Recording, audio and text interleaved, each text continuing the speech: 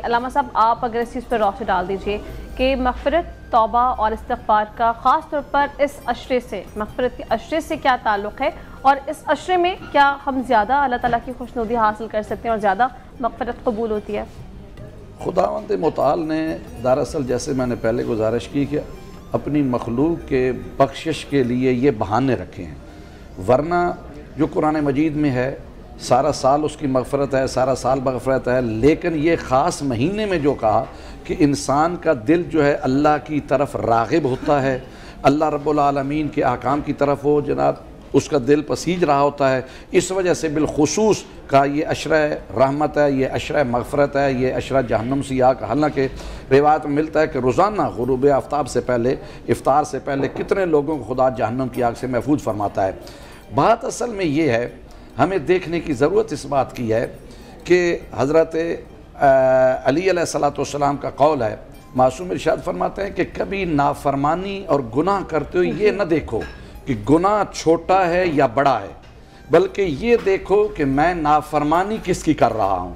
ہم کیا کرتے ہیں، ہم دیکھتے ہیں یہ تو چھوٹے چھوٹے گناہ ان کا نہیں ہے، چھوٹوں سے ہی بڑے گناہ بنتے ہیں اور صغیرہ سے گناہ کبیرہ ہو جاتا ہے۔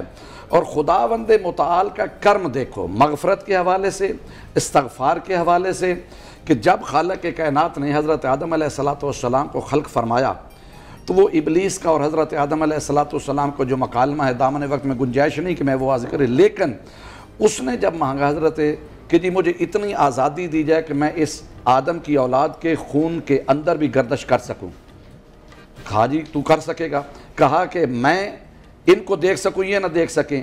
خدا نے فرمایا ایسے حضرت آدم علیہ السلام پریشان ہوئے، یا رب العالمین میری اولاد جو ہے وہ پھر تو تباہ و برباد ہو جائے گی، ہر لحاظ سے یہ گمراہ کرے گا۔ خالق کائنات نے ارشاد فرمایا آدم تو بھی مانگ، میں تجھے بھی عطا کرتا ہوں۔ حضرت آدم علیہ السلام عرض کرتے ہیں یا اللہ میں جو مانگوں گا اپنی حیثیت کے مانگوں گا، تو خود عطا فرما۔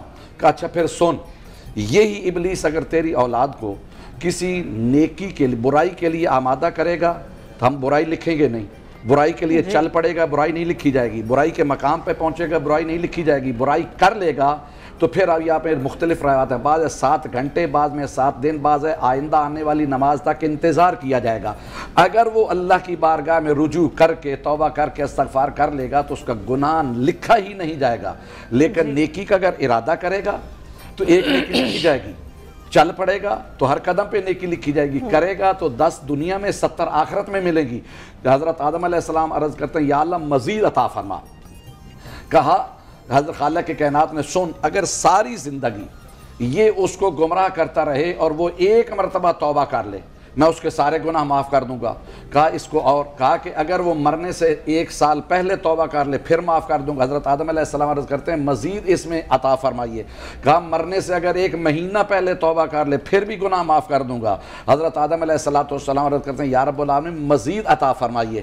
کہا اگر مرنے سے 1 دن بھی پہلے یہ توبہ کر لے تو میں گناہ معاف کر دوں گا۔ اس وقت ابلیس کہتا ہے، شیطان کہتا ہے میری تو کمر ٹوٹ گئی، جسے میں ساری زندگی 70 سال گمراہ کر کے گناہ کرواتا رہا، ایک توبہ سے 70 سال کے گناہ اللہ اس کے معاف کر دیتا ہے۔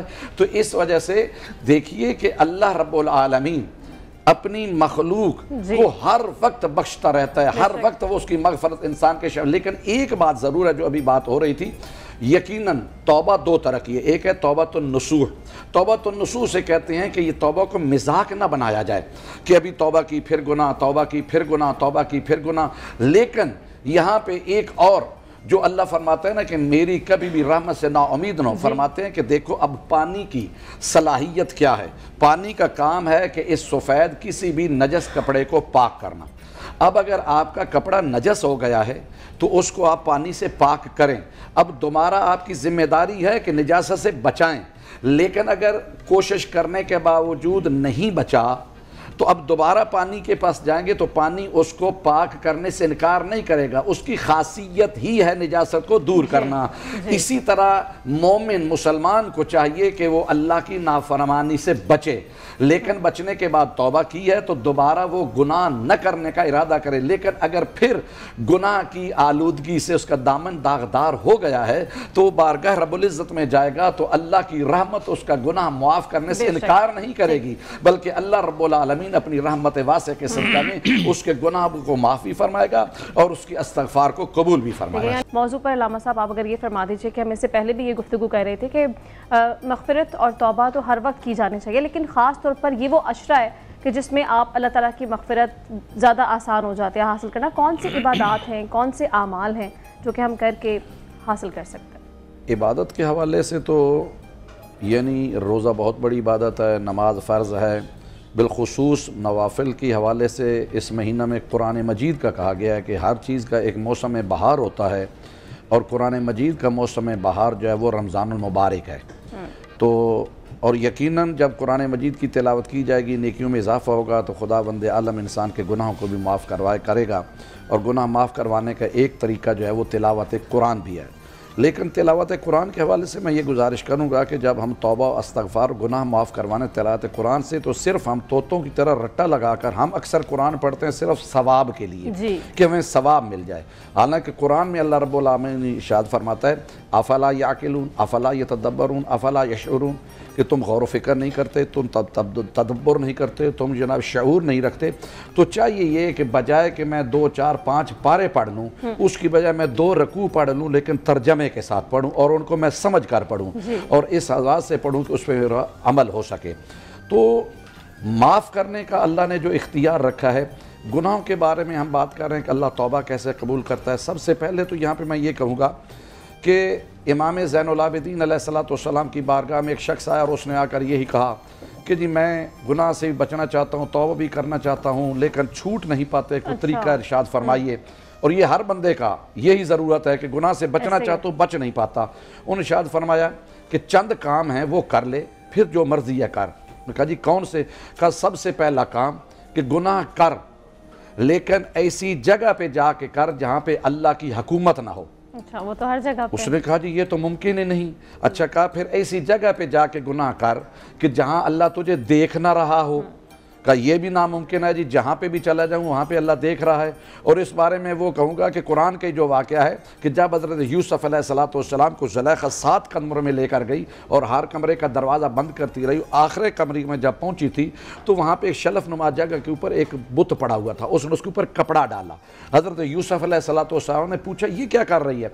कहती है मेरा है बुराई का इरादा और मेरे नज़दीक मेरा ये है खुदा जो मुझे देखता है, तो मैं इसको ऊपर कपड़ा डाल के मुझे न देखे। हज़रत यूसुफ़ अलैहिस्सलाम इरशाद फरमाते हैं तेरा ये खुदा जो ना तुझे नफ़ा पहुंचा सकता है ना नुकसान पहुंचा सकता है और जो देखने की सलाहियत ही नहीं रखता और बुत है, तू इस पे कपड़ा डाल रही है, तो मेरा तो वो अल्लाह है कि ये 7 पर्दे क्या मैं 70 पर्दों के अंदर चला जाऊं तो वहां पे भी देख रहा है। तो वहां से वो बाहर भागे और अपने दामन को बचाकर। तो दूसरा फरमाया कि अगर गुनाह करना चाहता है तो जहां अल्लाह ना देख रहा, उसने कहा यह भी मुमकिन नहीं। कहा फिर गुनाह कर लेकिन अल्लाह का दिया और रिज़्क खाना छोड़ दे। कहा यह भी नामुमकिन है कि जो खाऊंगा वो रिज़्क तो अल्लाह का है। कहा फिर एक और काम कर ले कि जब मलकुल मौत तेरी रूह कब्ज़ करने के लिए आए अगर उसको अपने से दूर भगा सकता है।